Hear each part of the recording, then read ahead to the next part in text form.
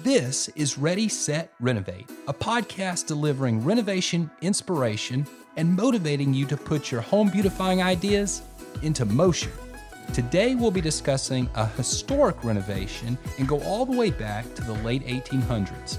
The setting, downtown Anderson, South Carolina, as an impressive building is built to stand the test of time, which it does.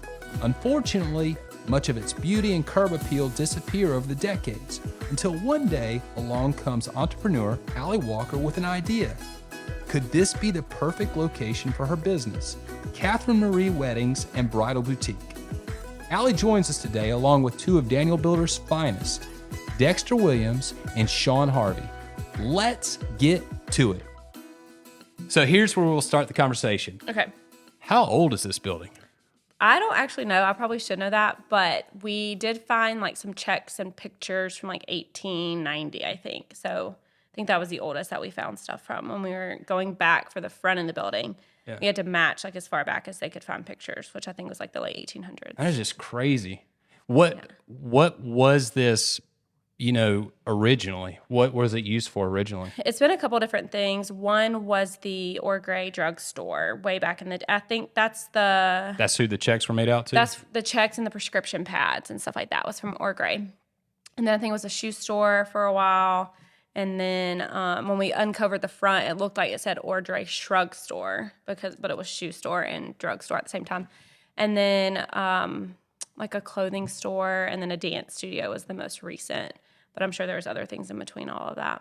Wow. So it's seen a number of different businesses come through. Yes. As when did you get the idea, this is where I want to be? Tell us that story. This was not the building I wanted. It wasn't first choice. No, we had put an offer in on two other buildings. And they were not, one was one I wanted, another one was not the one I wanted. But every time we traveled that spring, both the contracts got like pulled out from under us. So we decided no more traveling until we like figured out a building space. So this was the last building. And I told my dad, I was like, I do not like this space. Like this is not going to work out. It wasn't love at first sight. No, it was not. It was not move-in ready. A few of the other ones were a little more move-in ready and we were ready to go. And so I was like, this is going to take the most work. Like, it doesn't even look, the front, I mean, y'all know the front was awful. And so I was like, this is just not going to, this is not it. But it ended up being it. And so. Who talked you into it? What was the process from going no way to maybe to, yeah, we'll do it? Just really talking through things with Dad. And then my sister and best friend came through one day and the four of us just kind of stood and, okay, let's just think about like, can y'all envision this, like walking through? I'm a visual person, and I can kind of imagine. We get brides in here who are also visual people, and it is hard for them to imagine like a change in a dress. But I can see that, but it just really took me being like, okay, stop being frustrated with the project. Like, all these other things didn't work out. That's okay. Take a step back and really just see like, okay, if we lay this out, what could it look like in here? And so really talking with the three of them that day, and I was like, all right, y'all are right. I can see it. Let's do it. It was really the only other option we had at the time anyway.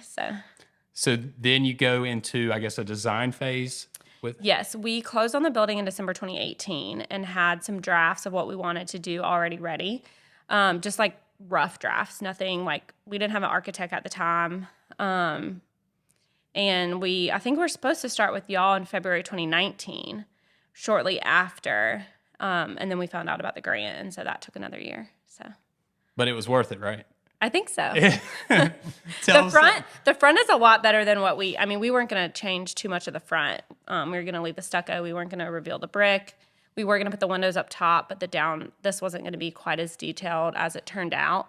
We were going to change the storefront, but it wasn't anything like how it's turned out to be. Mm-hmm. So, yes. And the grant you're referring to is a historical renovation or preservation grant given by the state? Is that? Yes, it's by the state, but it's actually through the National Park Service, I think, if you get into the real weeds of it.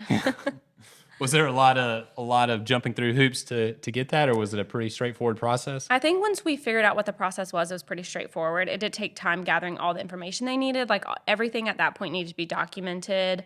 So the city, we'd already got everything approved for the city. The downstairs, the upstairs, the outside, the paint colors, everything. And so for them, they wanted more detail than what the city required. And so in pulling that together, we had to bring an architect on board. redo the drawings of the front, take the stucco off to even see what was underneath it, if that was even salvageable. So that kind of took more time because we couldn't really apply for the preservation until we knew what was underneath the stucco. So that was like February 2020 is when we started taking the stucco off. Now, were you guys part of that process? Yeah. I was. Dexter was, but I wasn't here yet. Yeah. Tell us about that. Well, we had to come in, barricade off the front entrance, the sidewalks and everything. And this was in 19? This was February 2020. So a year after we were supposed to start, we started the pre-phase of we had everything ready to go for the grant, but we couldn't submit it until we knew what was under the stucco. I'm not really sure why, but we had to do that. So Then that we was the had process. to go in and take off all the stucco that was on there, which was a hard stucco that was applied straight to the brick. So that took a while just to even get that done. to chip it Prove away. to them what was there. And once And we, if it was salvageable too, I feel like Right. that was the big thing. because we had to take it off all the way up. Yeah. Well, I know you guys went to great lengths to kind of block off this area and keep it safe. Did you feel there was any danger in what you were doing up there, chipping away at all that? No, because we had to do it again once we started back on the process. So we worked with the city real well, and they kind of helped us out. And yeah, of course, some stuff flies around a little, but you got to keep it clean and keep the whole area So secure. you get to what's under the surface, and at that point, you're able to take the next step with the Preservation Society. They come out, they check it out, they give the stamp of approval then? We had to submit so for the downstairs and the upstairs and the outside, each piece had a 2-phase process of just documents being submitted. And so we submitted them all in March of 2020, the week before, the week of everything shutting down. So we really got nervous that it was just going to sit on somebody's desk until they could come back 2 weeks later. And then they have up to 2 months to approve each phase. So for the front and the downstairs, we submitted that first. And I think the upstairs at that time was still supposed to be apartments. Right. And so we thought, oh gosh, they're going home for 2 weeks. Who knows what's already on their table of stuff to do. And then they have now 2 months for phase 1 and then 2 months for phase 2 of just the front and the downstairs before we can do any other work to the building. Oh my.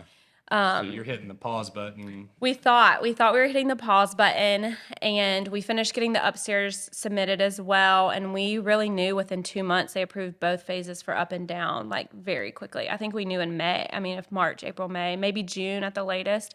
But they approved it very quickly. Well, I'm sure you're feeling good at that point. We were just like, what is happening? That was not. And one thing I've said throughout this whole process is nothing has caught God by surprise. We don't. Things, we didn't know in March or in February when we were taking down the stucco thinking we're going to get going in 3 months that the world was going to shut down. Yeah. And government employees were sent home, so they couldn't approve our process, or so we thought. And so one thing my mom used to say all the time was this didn't catch God by surprise. And so that's kind of been my motto through this whole thing.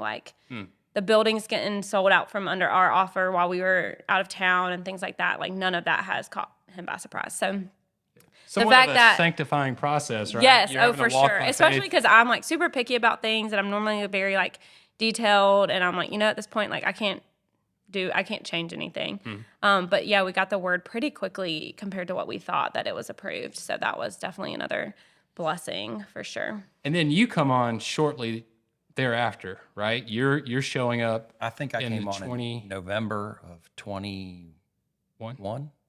Is that right, Dexter? No, we were finished in 21 20 then. Yeah. Years have gone by. because we've I been thought you open. were here for a summer though, weren't you? I was not. No. No, okay. We had a different lead carpenter because I was the lead carpenter on this project. Yeah. And you So- spent every single day here, I was right? here for 7 months. Just Every day. Yeah. Pretty much every day. I was here every other day for 7 months, is checking true. on it, Yeah. seeing what's happening. I was That's so right. nosy. Yeah. But no, I came in, there was another lead that had started, and they brought me in November. And I took over basically when we started framing the storefront here. There was an elevator between the first and second floor that nobody would touch to take that down.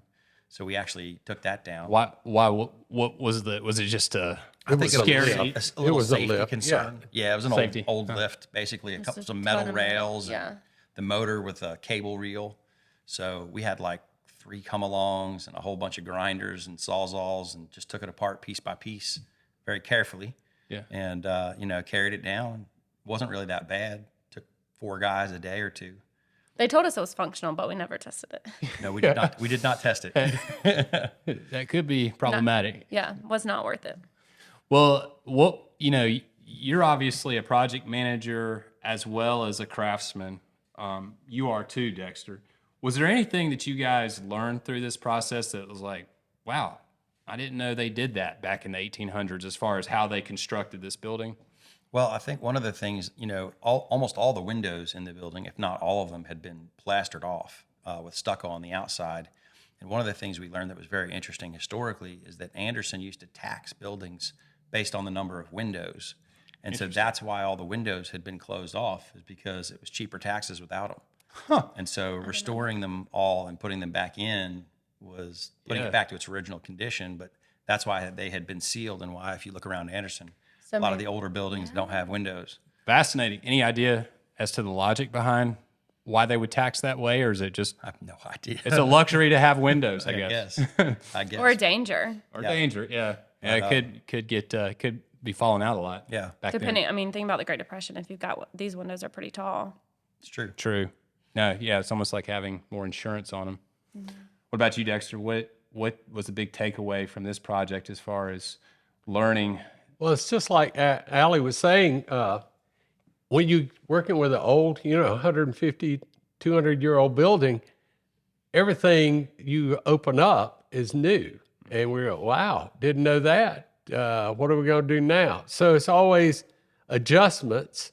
And luckily, Sean, when he came on, Sean could take these dilapidated window frames and redo those, put those back together, and all we had to do is put the glass in. So he rebuilt most of the windows in here, all but the ones that are on the front, which were new. Yeah. All the rest of the windows he redid. Yeah, the front windows, they didn't even exist anymore, right? They were gone completely. Yeah. Yeah. The ones on the second floor we were able to restore, and the ones on the first floor, or on the second floor on the back, I should say, we restored those. And then the ones on the first floor, there was so much water damage.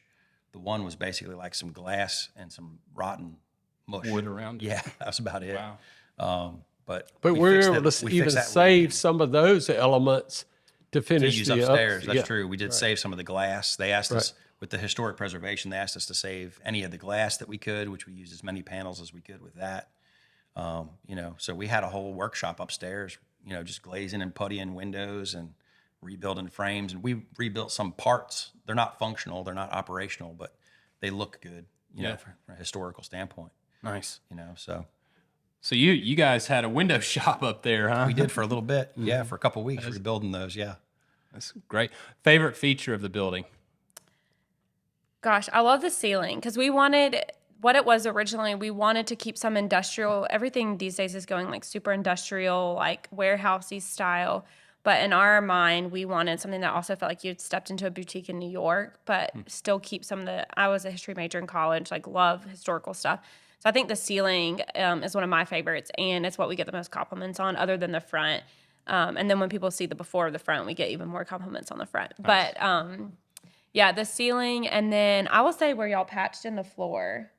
I don't know. I just love that you can't even tell, and it's just it's original, or as original as we knew. I don't know if it's from 1918 or whatever, but.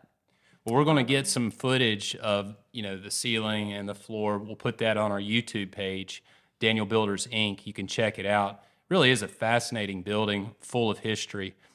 The front, it was a bold move, pink. Yes. Did you, know from the get-go that's what you wanted to do, or was that we're just going for it? Well, I did want some color on the front. So originally, before we went for the historic grant, we were going to do a pink awning, kind of like a bistro-style awning. And we got a pink approved by the city. And we had been told it probably wouldn't get approved, but it did get approved. And so we were like, okay, great. And we're going to do a pink door. And I was like, that'll be fine, because we're going to leave that gray stucco and just kind of freshen up the gray out there, and then do just pink accents. And so when they told us we had to go back, we were looking around downtown, looking at pictures from Charleston, and I had picked out some color swatches to match my branding colors and pulled out a pink, and I was like, this one looks pretty close. What color is it? And it was Bridal Bouquet Pink. So we had gone back and forth, like, okay, what color? Do we do a beige? We're looking at the street. We wanted the street to come to life. The building next to us is a little like tan, and then Lilia is green. So we're like, okay, let's look at some brighter colors. And we just kept going back to the pink, and we're like, you know what? Why don't we just ask? And so we sent it to the city, and we included it in the grant, and it all They got approved. Yep. Nice. I kept saying, "Are y'all sure it's approved?" And my dad was like, "If you ask one more time, they're going to tell us we can't. We Just can't take do it. it and run now." Just stop saying it." So, and it was fun because I didn't see the pink until it was finished. So I kept coming in the back entrance. 2 people almost ruined it for me, but for about 3 months, no, probably less than that, because I don't know when we started the paint. The paint was like one of the last things we did out front, but I, for like at least a month and a half, didn't see the finished product until all the And that was intentionally. You wanted It was to intentional. have a big reveal. Right? Yes, I got a little worried that it was too bright. Just seeing the paint can, I started panicking. And then we painted the fitting rooms in my offices different shades of that same color pink. And so I got really nervous because I liked the toned down version. But my intern at the time was like, I think you're going to love it. It looks great. Like everybody in town had seen it but me. So it's kind of like a fun reveal. Wow, you're building and you're the last to see it. Yeah, because I wanted to see like the fun detail work too. Yeah. So I waited till it was pretty much done minus the sign to see the front of it. And what has been the feedback response? It seems like it could be a great marketing move because it is so bold. Yes. I mean, it's very easy to say we're the pink building on the near the corner of the square. So it's really easy to find us. And people love, they do say it feels like Charleston, which is kind of what we were after, just really an elegant space. In downtown Anderson, Downtown Anderson is becoming a destination, especially for weddings. We have the Bleckley Station, the Art Center, Lilia's Rooftop. People have got married in Carolina and Park. So there's so much around just in downtown for the wedding industry. Phil's Jewelers, Cahaley's Custom Suits. A florist is moving downtown. There's a photography studio, all the restaurants. And so it's really a nice addition, I feel like, to the wedding industry in downtown Anderson. It just really elevates the whole street. Sure. So. Yeah. Now, since you pointed that out, I didn't realize that, but it's taking on that identity. This is where you come to get married and prepare to get married. Yep, absolutely. We love it. That's great. What, from the building side, what was the greatest challenge? Well, the design team that we have at Daniel Builders did a lot of homework before I got involved. They picked out moldings, where we could find those moldings, some corbels, things like that we were going to need. They actually found a source for that. And I think Billy Zion, our architect, had a lot to do with that too, and just pointing us in the right direction. So when I got involved, all that was already, we knew who we were going to get for that, but then trying to order it and make sure it was here on time. So were delays starting to happen from COVID? Yeah. So we had delays. We had to wait. People had to open back up. Things like that. Yeah, because we got the approval, I guess, like summer 2020. So, I mean, we're already kind of fighting some of that potential So we had to order stuff fairly early in what we normally try to do, but then we had to wait on some things. So we couldn't do all the trim and everything like we wanted to when we had our lift out front. So we had to leave the lift here or take the lift away and bring it back, things like that, to finish everything. But once we had everything, it all went fairly smoothly. It's just working 50 feet off the ground. Yeah, that's true. Yeah, that's right. And then I'm scared the of back, heights, so I'm glad the that was back not was me. the same way. I mean, just having to work up high and work on that because we have just a little alleyway back there. That's right. Not a lot of space to maneuver. So we had to make all that work. So it's just a logistics thing. Just this is what we got to do today, guys. Let's just figure out how we're going to do it. Yeah. And the waiting on that kind of stuff. The interior wasn't that bad. I mean, we had to replace a lot of the boards on the ceiling because there was a lot of rot. And I'm not 100% sure that there wasn't a skylight under here too. Oh, yes. But we know we had one up on the roof that you can see from the second level. But there was the way the framing was above this, there might have been where they had a walkway around this. I don't know. But, just trying to make everything safe, using an old building and make it comparable to our building codes. Yeah. Yeah. And the historic preservation. That's right. That's right. Well, the whole project culminated in a very happy ending, right? I mean, I take it you're pleased with the project. Yes, which we is love it. priority number one. Yep. Make the client pleased. But then it was also recognized on a state level. Tell us about that. Yes, so we got an email back in like May or June that we were going to win an award from the State Historic Preservation Society for the renovation. So we went down to Columbia in July, and they presented the award, and the governor and his wife were there, so that was really fun. Nice. And we had Kyle with Preservation South was our consultant on the project. So he used to work on the state side, and so he got involved probably mid 2019 to really help Dad and I like get all that paperwork, working with Billy on what the state even needs before we can get access to the grant. And so he was there as well, and I think he probably submitted us up for that award and as one of the nominees, and then we got the nomination. So That's yeah, a pretty it was big really deal. cool. Yeah. That, We didn't even know it till after it was awarded. Yeah, they were like, you can't tell anybody until we tell. And we were like, well, are we supposed to come? Like, it was a little confusing, I won't lie, but veil of secrecy. yes, I was like, what are we supposed to do here? So, but I used to want to be the first woman president, and so meeting the governor was really cool. Oh, yeah. I was kind of like Governor. my historic nerd. I was a history major in college, so my like history nerd was coming out for sure. But being in the state capitol and stuff, so it was a lot of fun. Nice. And Anderson County has never won that award. So Greenville County's won it a couple of times. Charleston. So to be, and there's businesses from Charleston and Greenville there that won as well. So to be, right there alongside them was really cool. Yeah, that's awesome. Well, as far as the future goes, do you have, what is your vision for the business? What is, actually tell us a little bit about the business. It's an opportunity too for you to tell us, what goes on, the services you provide. Okay. You alluded to, there's a lot of stuff happening in Anderson revolving around weddings, and that's exciting to see, and exciting, I know, for you to be right in the thick of that. Yes. Speak to that a little bit. So my mom and I always dreamed about opening a bridal shop from, watching Say Yes to the Dress back in the early 2000s, and kind of always talked about it as like a long-term dream, but I wanted to move to New York City and work in the fashion industry. Ended up with a degree in history and not living in New York. And so we just kind of always chatted about it. And then Dad was like, y'all always talk about it, but y'all, when are y'all going to do it? And we kind of were like, okay, when? Like, let's look at it.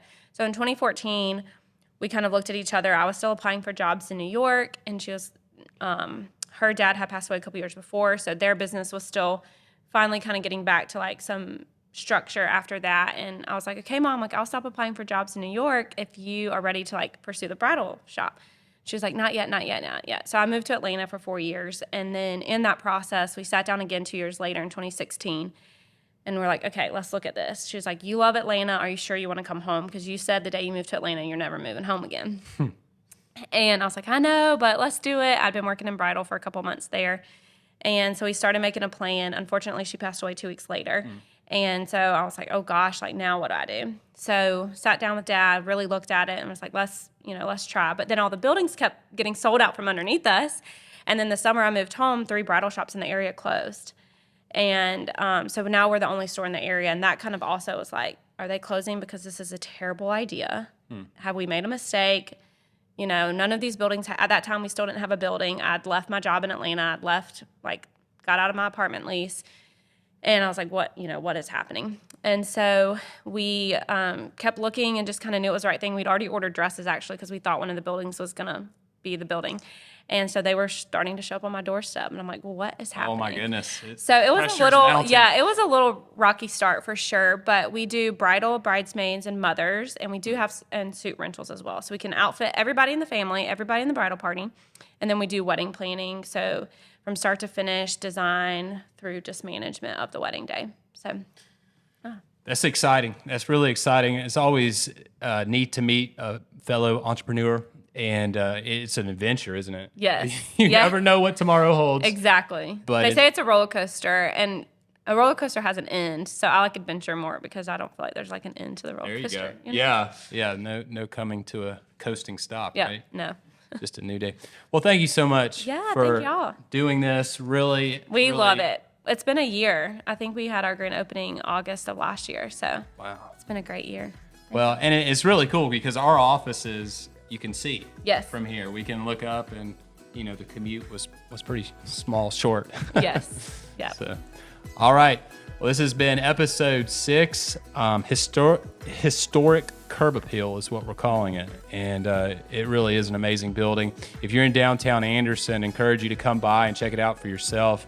And Allie, if you're looking to get one of your kids married off, Yes. she's the person to come to.